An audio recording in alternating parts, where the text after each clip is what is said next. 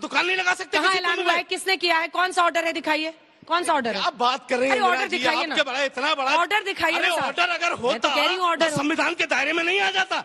प्रमुख कह रहे हैं उससे पत्रकार से कि मेरे जितने रसोई हैं मेरे दल में, वो या तो ब्राह्मण है या राजपूत है, तीसरी जाति का रसोई नहीं है। इससे कुंभ की पवित्रता बनी रहेगी। अगर आपको एकता की बात करनी है तो दोनों तरफ करिए। वाह क्या सीन है, वाह क्या सीन है।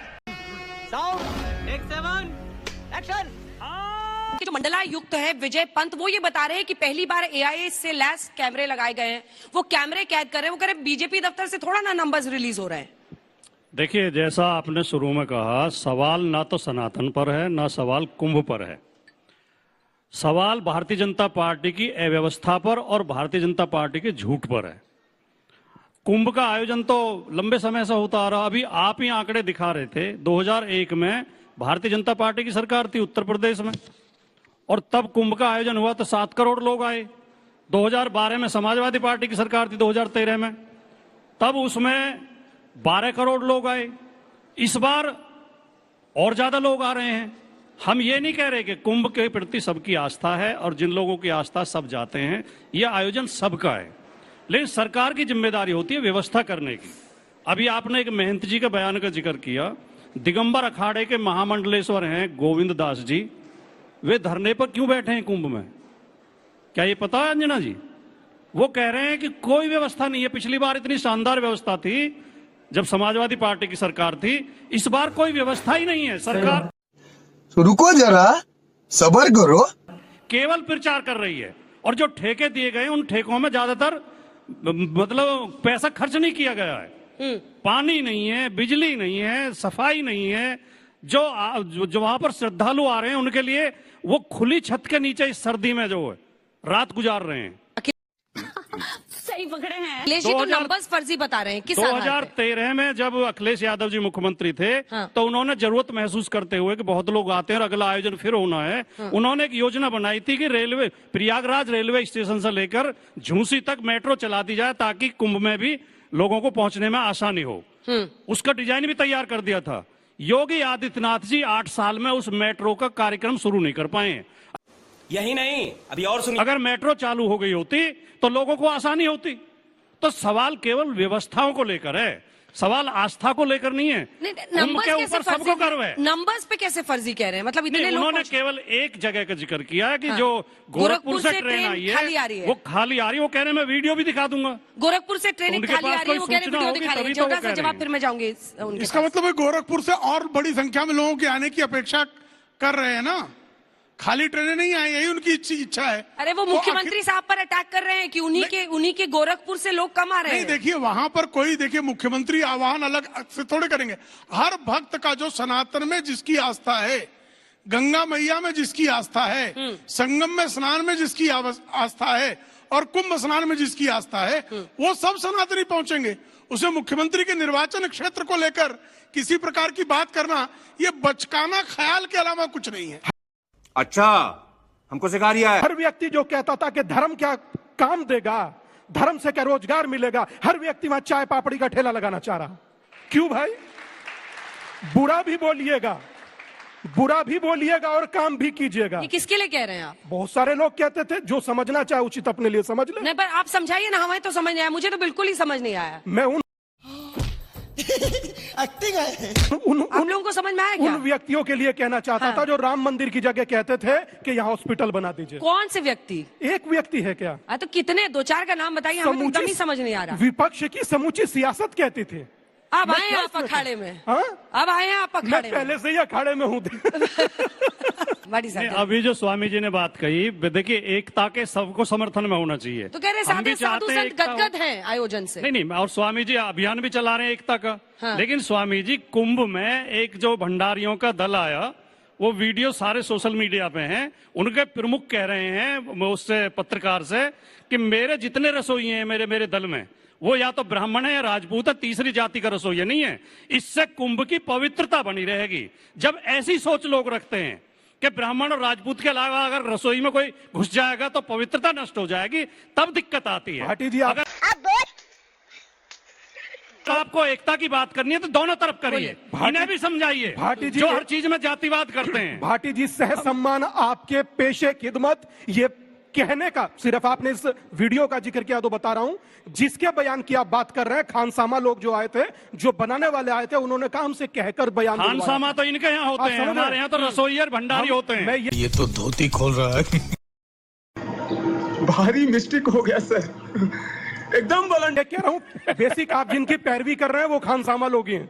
हाँ। आप समझिए, मगर मैं इतना कह रहा हूं कि उनका कहना यह था कि बयान हमसे कहकर दिलवाया गया था। तो किसी भी चीज किसने कहलवाया था? जो यूट्यूबर होते हैं छोटे छोटे बयान दिलवाते हैं, और बयान दिलवाने के बाद वही सारे ट्वीट फिर बाद में भाटी जी या अन्य लोग करते रहते हैं। चल अच्छा अविमुक्तेश्वरानंद जी कह रहे हैं, उनसे भी कह के दिलवाया है क्या? कि ब्राह्मण और क्षत्रिय के अलावा किसी को संन्यास लेने का अधिकार नहीं है, मैं ऐसा समझता कोई हूं और कि- संन्यास नहीं ले। अविमुक्तेश्वरानंद जी का बयान है, आप स्वामी जी के खिलाफ तो उनसे भी कहलवाया गया है। भाई मैं कहना ये चाहता हूँ, मैं आरोप नहीं लगा रहा काकभूषण कि जी इन के चीजों युग से से भी जो है एकता यहाँ भंग संत होती जो है। है अगर दलित एकता रहे की बात करते हो मैं सिर्फ तो एक- इनकी आलोचना भी किया करो जो जातिवाद करते हैं। वर्मा साहब, 50 बार बोल रहे हैं, पढ़ने निकले वाले छात्रों को राजनीति से दूर रहना चाहिए, हैं? अबे पढ़ाई लिखाई में ध्यान लगाओ, IAS बनो और देश को संभालो। वर्मा साहब, भाटी जी कांग्रेस पार्टी के नेता जाएंगे कुंभ में स्नान करने। हाँ, ठीक है, शुक्ला साहब जल्दी से। देखिए, हमारे यहाँ सतयुग से जो है, सतयुग के जमाने से काकभूषण जी कौन थे? सारे पुराणों को पढ़ने सुनाने वाले सूत कौन थे? कभी हमारे यहाँ जातियां रही ही नहीं है और जातियां बाधा ही नहीं रही है। कुंभ में स्नान करते समय कौन सा घाट किस जाति का है? किस आप कभी 1942 के कुंभ स्वामी दिखा जी, दीजिए, रामचरितमानस 54 में का लिखा कुंभ है, दिखा दीजिए, रामचरितमानस 66 का में कुंभ दिखा लिखा दीजिए, है कभी कि नहीं रहा है। त्रेता में उसमें सतयुग में केवल ब्राह्मण को संन्यास का अधिकार था। किसने कहा है? रामचरितमानस में कहाँ मैंने पढ़ा है। दिखाइए मुझे पंक्ति, मैंने पढ़ा है। पंक्ति बताइए, और द्वापर में मानस में भी ब्राह्मण और पढ़ता हूँ। क्षत्रिय को अधिकार था। नहीं, कभी और नहीं है। त्रेता में तीनों को, अरे ब्राह्मण कहाँ को- क्षत्रिय वैश्य, भाई, और कलयुग में इन्हें शूद्रों को भी अधिकार मिल गया। भाटी जी, ये भेदभाव करने वाली बात है। भाटी जी सुनिए, अब आप रामचरितमानस की कथा काकभूषण जी गलत सुनाते कहा, हैं, एक सेकंड कहना चाहूंगा।